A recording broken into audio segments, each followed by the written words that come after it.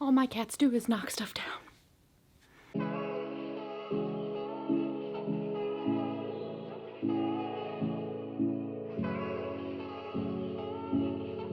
Hi everyone, welcome to my channel. This week we are going to talk about grounding. Methods to ground yourself, why you would need to ground yourself, and when you should ground yourself. There are a lot of different ways to ground yourself. There are even more than the ones that I'm going to tell you, and I'm going to tell you quite a few. So if you have different ways that you like to ground yourself, leave those in the comments down below and we can all share all the different ways that we like to ground ourselves. So first, let's talk about when you would need to ground yourself. Grounding yourself is a really good way to calm your energies and bring yourself back into your body. So you can ground yourself if you're feeling kind of frazzled, or if you're feeling like you're really in your head and you're having a lot of racing thoughts. Maybe you're feeling very anxious. Grounding yourself can help you to feel more in your body and less in your head. Grounding is also really helpful for any of you witches out there that struggle with any form of mental illness. If you're anything like me and you have forms of anxiety or OCD, grounding yourself can really help to bring you back into your body and out of your mind headspace. Grounding yourself is also really helpful if you struggle with disassociation or if you have trauma or PTSD. Grounding is really good for bringing your energies back into balance when you're dealing with the after effects of things like that. I think disassociation in particular is really, really helped by grounding. If you ground yourself when you're feeling a dissociative episode coming on, then you'll have a much easier time staying in your body. Grounding is also a really important thing to do after any kind of spiritual or magical working, whether that be a spell or a ritual or even a healing session that you do on yourself or someone else. Or for divination, it's really important to bring yourself back to earth and back to this realm after any kind of spiritual working, no matter what it is. And grounding is how you do that. After you do a magical working, it can be really easy to stay in your third eye and crown chakras. So grounding yourself helps bring you back into all of your body and not just in your head. So grounding helps to bring you back into all of your body and even out your energy and root you back into the earth after doing some kind of magical working where you were maybe more up here in all of this space. Especially if you are someone that astral travels. Whenever I astral travel, I always try to make sure that I ground afterwards. Otherwise, I can start to feel very frazzled and honestly confused. Can get kind of confusing, like, where am I? What's going on? What time is it? What day is it? But if you ground yourself, then you start to feel more in your physical body. So let's get into some methods for grounding yourself. The first method, and my favorite method, is to walk around outside barefoot. It can be so grounding to just put your feet in the grass, your bare feet in the grass, walk around. You can even do some walking meditation, which is not just walking, but it's a type of meditation that involves walking. So basically, walking meditation is when you slowly and mindfully walk as a form of meditation. So you can do that too as a method to ground yourself. Instead of, if you don't want to just stand in the grass, you can do a walking meditation. And the way that I know of to do walking meditation, you would basically start standing, and then when you're ready to start doing your walking meditation, keep your thoughts on lifting, moving, placing. So basically you lift your foot, move your foot, place your foot, lift your foot, move your foot, place your foot. And you keep doing that for as long as you want to do that meditation. And while you're doing that, you're not allowing yourself to like stop and sniff a flower, stop and talk to a bug, stop and pick something up on the ground. Like, you're meditating, so you're not letting yourself get distracted. But anything where you're outside with your body touching the earth, whether that be your feet or something I like to do, I do it pretty much every day, is lay in the sun. Literally just like starfish in the sun. Literally just starfish in the sun until I feel like I've soaked up as much of the sun's energy as I can and I'm laying on the ground beneath me. So it's kind of like connecting with both divine energy from above with the sun, but also connecting you into the earth below you. The next one is really great. Cats, what are you doing? Of course, now it stops. The next method is really great if you don't have access to outside space. or if your access to outside space doesn't touch the ground, like if you live in an apartment and you have a balcony but you don't really have like a backyard. And this method is to visualize yourself as if you were a tree. So you can visualize yourself growing roots into the earth. So you can imagine your feet touching the ground and your feet growing into the earth, like a big system of roots like a tree has. And then you can even imagine that you're rooting into the earth, and then as those roots are getting stronger and bigger, you can grow up to the sky. So you can even add that visualization of growing tall because your roots are so strong within the earth. So that's a really good form of grounding also. I love that one for if I'm in a bind, or if I don't have time to just lay outside on the ground, or if I'm in a public space but I'm feeling kind of frazzled. I'll do that visualization in my head. Only takes a couple minutes, and then I feel so much stronger and so much more stable and rooted within the earth and within my own body. Another way to ground yourself is to eat or drink. This is one way of grounding that I really came to use a lot when I started working within the Akashic Records. My teacher, Helen, shout out to Helen, I've taken many Akashic Records classes with her, and with her we always have so many snacks laid out. So we drink a lot of tea. We drink a lot of water. Every time we would finish an exercise within the Akashic Records, we would close the records, come back into the earthly plane, and then we would eat a snack. Chocolate can be really good if you're doing divination work, especially if you're doing some kind of divination work where it's very long and time consuming and energy draining. Chocolate can be really good. You can just pop a square of chocolate in your mouth and it feels and you feel immediately much better. And it's kind of funny because when I first learned that witches actually used little squares of chocolate to feel better after having a magical or spiritual experience, like doing a spell or a ritual or divination work, I just immediately was thinking about Professor Lupin and Harry Potter, and I think that's really funny that that's an actual thing, like that people actually use chocolate after a magical experience to like bring them back into their body and make themselves feel better.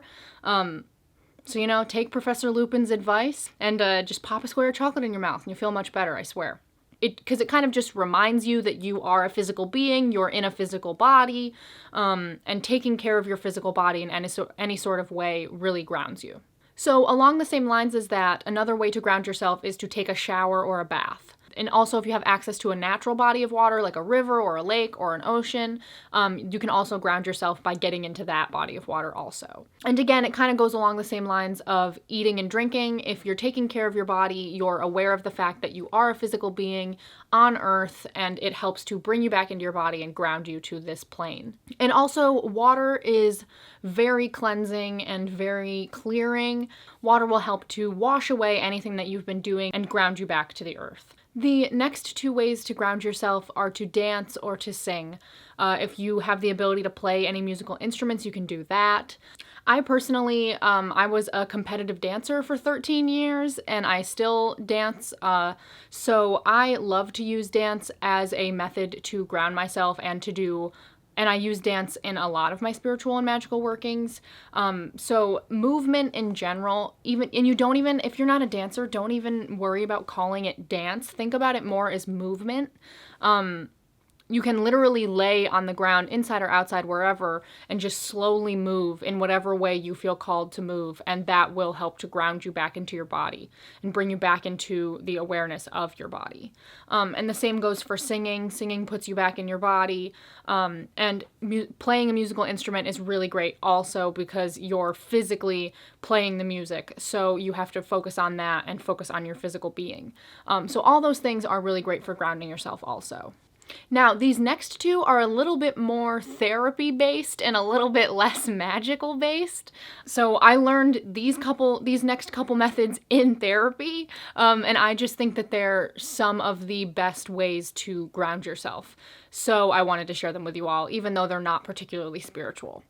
So the first one is you can identify things in the room around you. So this one's particularly helpful if you feel yourself starting to panic, or starting to feel very anxious, or maybe even if you're starting to have a dissociative episode and you can't get out of the physical situation that you're in, so you're kind of stuck there. This is when that would be really good to use. So you would kind of just look around the room and identify the things that you see around you. So I would look forward and be like, okay, there's a camera there. There's a light there. There's a table there. There's carpet here and there's wood floor there. Just state facts around you, and that helps to settle you into your physical being. And the next one is to visualize a daily task, something that you do a lot, and walk through, in your mind, walk through the steps of that daily task until it's complete. So that could be, if you have kids, it could be getting your kids off to school, everything that you have to do in the morning, that whole routine. You can go through that whole routine. You could do your routine for going to bed at night. Maybe you have a spiritual routine that you do before you pray. You could go through that in your head. Any kind of routine that you do consistently that has steps to it. You can go through that in your head, and if you can even say it out loud, and that helps to settle your energies and ground you back into your body. So moving back into the more spiritual ones, another way you can ground yourself is through yoga or some kind of gentle exercise. And even something like yin yoga or stretching can really help to bring you back into your physical body. And it's important that if you're going to use exercise or movement of any kind, whether it's dance or yoga, or stretching or anything like that, if you're going to use any kind of physical movement to ground yourself, it's important that that movement is gentle and slow and controlled. If you do an exercise where you're moving really fast and pushing yourself really hard, obviously that's totally fine. That has a time, and there's a time and place for that. But that might not necessarily ground you very much because you're more focused on achieving something than you are just kind of settling your energies. Moving really fast like that and really erratically and really intensely does not settle your energies. So if you're going to use movement of some kind to ground yourself, definitely make sure that it's slow and controlled movement. Grounding yourself should be a relaxing thing. It should be a settling thing and a calming thing. So if the way that you're trying to ground yourself is not making you feel calm and relaxed and settled, then you're not grounding yourself and you should try to find something else. Another way to ground yourself that I use pretty often is to cover your crown chakra. So basically with a scarf, with a hat, you can cover the top of your head and cover your crown chakra. And this is helpful because it keeps all of your energies in. So this is especially helpful, say, if you just finished a divination session, or even a self-healing session, and you were sending a lot of energy out, or you were receiving a lot of energy or messages, putting that scarf or that hat around your crown chakra will help to kind of close that off and settle your energies, keep your energies in and other energies out. Another way to ground yourself is to focus on your breath. Sometimes for me personally, if I'm really ungrounded, focusing on my breath is just too subtle for me and it ends up actually making me angry. So I don't do this all the time, but for some people this works really, really well. And sometimes it does work for me really well. I just have to be in a certain headspace. So when I say focus on your breath, basically what I mean is trying to just draw attention to your breath. So maybe your thoughts are racing and you're feeling very ungrounded and you decide, okay, I'm going to focus on my breath to try to ground myself. You would try to quiet those racing thoughts in your head and just focus on your inhale and your exhale. And play with what feels good with your breath. Maybe you want to take a longer inhale. Maybe you want to take a longer exhale. Maybe you want to take a longer pause in between your inhale and exhale. Just really focus on your breath and make sure that while you're focusing on this breath, that you're breathing into your tummy and out. And think about how you breathe in a 360 direction. So you're not just breathing into the front of your body, you're breathing into the entirety of your lungs. So your back will breathe too. So think about that back expansion too. If you're going to use focusing on your breath to ground yourself, it's important to think about the fact that you're not just breathing up, you're not just breathing down or forward, you're breathing in all directions. So when you inhale, really think about how your back expands too. Your lungs are closer to the back of you than the front of you. So think about how you need to breathe into all of you, into all directions and not just one direction. Another way to ground yourself is with physical touch. so you can physically touch your own body. One method that I find really helpful for grounding is to do self-massage. So basically using an oil, you give yourself a massage with that oil. And that is really, really helpful. Not only is it really grounding, but it's a really great self-love practice.